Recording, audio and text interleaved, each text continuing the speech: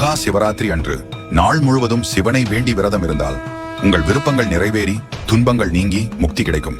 இந்த ஆண்டு மகா சிவராத்திரி பிப்ரவரி 26ஆம் தேதி நடைபெறுகிறது.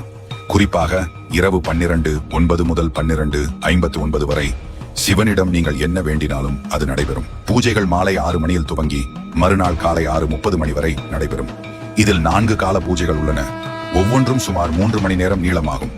இதில் மிக முக்கியமானது 3ஆம் கால பூஜை. இது நள்ளிரவு 12 மணியில் துவங்கி அதிகாலை 3 மணி வரை நடைபெறும். இதன் முதல் 50 நிமிடங்கள் நிஷித கால பூஜை என அழைக்கப்படுவது சிவபெருமானை வழிபடுவதற்கு மிக ஏற்ற நேரம். இந்த நேரத்தில் பார்வதி தேவி மற்றும் சிவபெருமானை வழிபட்டால் அவர்களின் அருளை பெறுவதாக நம்பப்படுகிறது. மகா சிவராத்திரி விரதம் பிப்ரவரி 27 காலை 7 மணிக்கு நிறைவடையும்.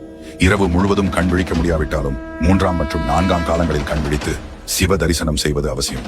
இந்த நேரம் உங்கள் பக்தியிலும் புதிய ஆற்றலும் அருளும் தரும்.